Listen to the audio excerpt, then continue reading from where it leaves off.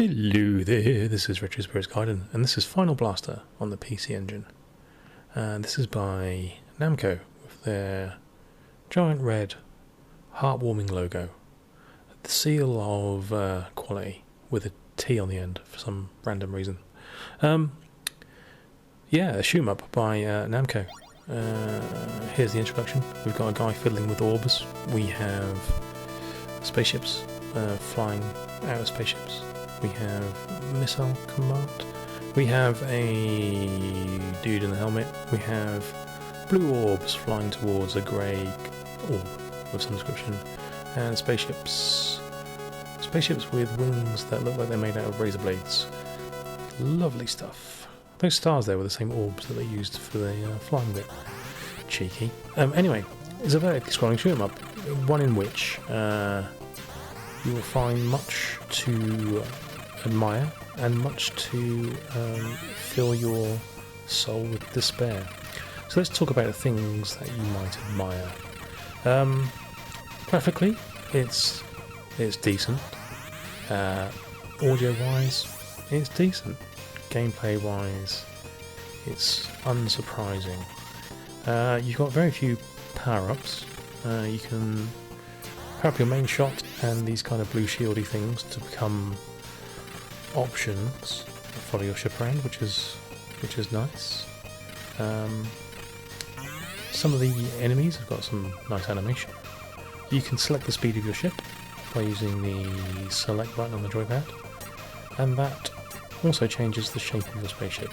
You get more wings coming out of it for some reason. More wings equals speed. It riffs on a few games, so if you've played Image Fight, you'll notice that similarity here to that game. If you played Xevious, you'll notice these enemies come from that game. That's a Namco game, so they're allowed. And if you've played Gradius, you'll notice that I now have multiples in the way that you have them in Gradius, which is interesting. Is it interesting? Yes, it is interesting. Shut up. Some nice animation on that little kind of tadpole style spaceship there. Quite enjoyed that. So red gives you more firepower, and blue updates your kind of squadron of drone things that follow you around. Up to a maximum of 3 or 4 levels, I think. You do have a charge shot. The charge shot is useless. So we're getting into the realms of what's not so fun about this game now. The charge shot is takes so long to charge, and you can only use it when it's fully charged.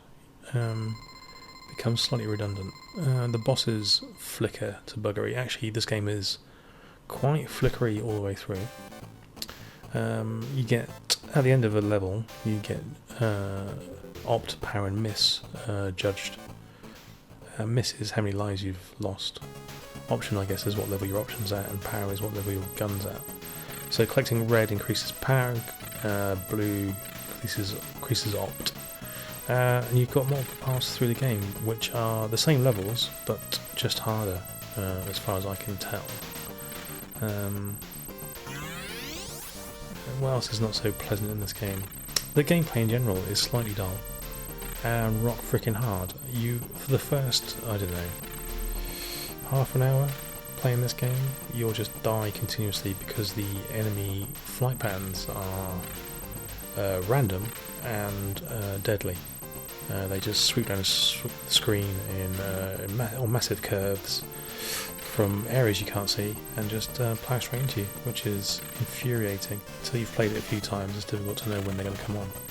You can see the screen here has a forced scrolling element, a user forced scrolling element. So if you fly towards the bottom of the screen, you can nudge the screen down or nudge the screen forward at a slightly higher speed, and that is irritating. I don't know why they've chosen to introduce that feature.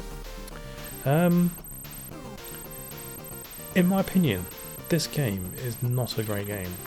There's loads of really nice vertically scrolling shoot 'em ups on the PC Engine.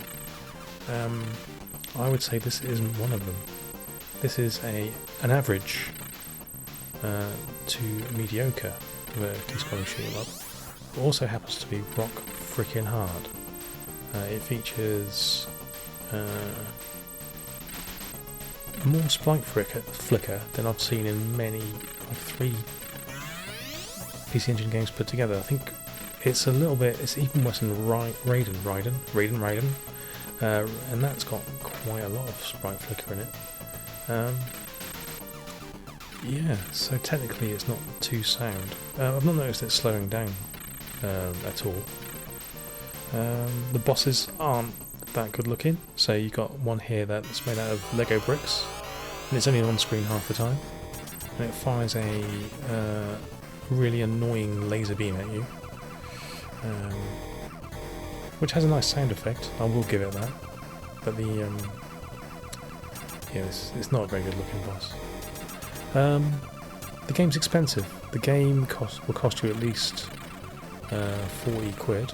You can probably still buy a brand new copy of this, actually. I've seen on a couple of import sites, and that'll cost you 90 quid for a sealed copy. It's not worth 90 quid, and it's not worth 40 quid.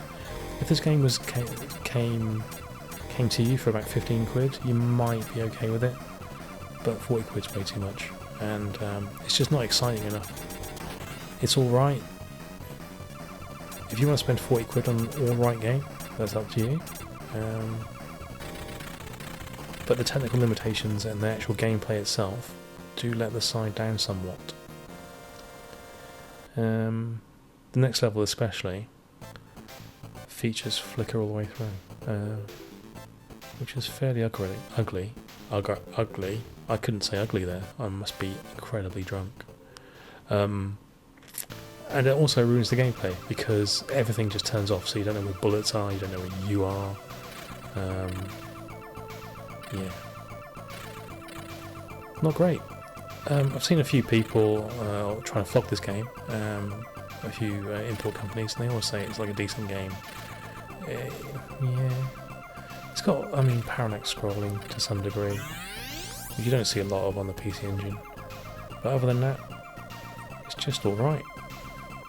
So there you go, an alright game for minimum 40 quid. I can't say better than that. I don't really recommend the game. Spend 40 quid on something else. Get a Final Soldier or something. Or one of those games, one of those Gunhead style games, because they're all better than this. Image Fight's better than this. The scrolling is very annoying. The power-up system is infuriating. It's not, because it's Japanese, it's not explained. Obviously it's explained in Japanese, but it takes a little while to work out what's actually going on. Anyway, it's not recommended. I could talk about how crap it is a bit more, but I'm not gonna. Alright, ta-ra.